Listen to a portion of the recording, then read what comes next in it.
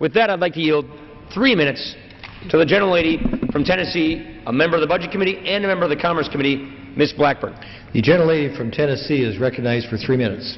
Thank you, Mr. Chairman, and I thank the gentleman from Wisconsin, our chairman, for the outstanding work that he has done, and all of my colleagues on the House Budget Committee, how diligent we've been in bringing forward a budget that is responsible and is a credit to our citizens and to the American people. You know, I think it really is quite amazing when you listen to some of this rhetoric. Mr. Chairman, it is so evident from listening to this debate that we have friends across the aisle who just really believe that government can never get enough of the taxpayers' money. I don't think they could tell us how much is enough, because they're always going to find ways and reasons and new programs and new ventures or investments, as they like to call it, things to spend that money on.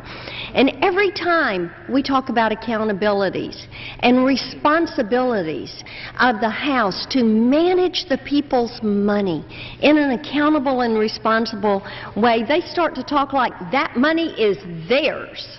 It is theirs. And that we're talking about taking that money away from them. But you know what is the people's money?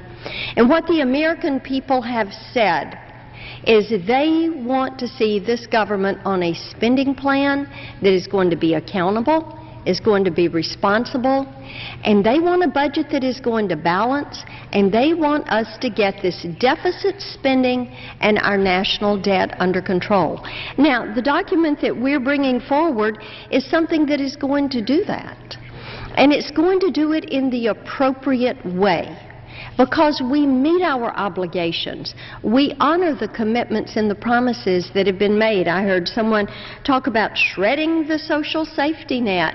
Well, Mr. Chairman, quite frankly, when our friends across the aisle brought forward Obamacare, they're the ones that took a whack into that social safety net by making those spending cuts in Medicare and pushing that money over to stand up a new program.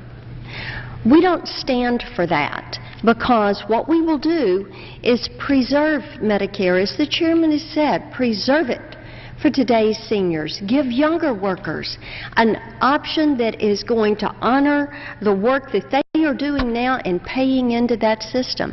I think it's important that we look at how this is going to affect our children and our grandchildren.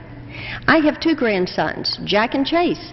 They're here this week. I'm delighted they're here in Budget Week, because the decisions that we make this week are going to be decisions that they're going to bear the burden of. Money we spend is money they will pay back. It's imperative that we be responsible to our children, to our grandchildren, to future generations, and meet the obligations we have today. I yield back the balance of my time.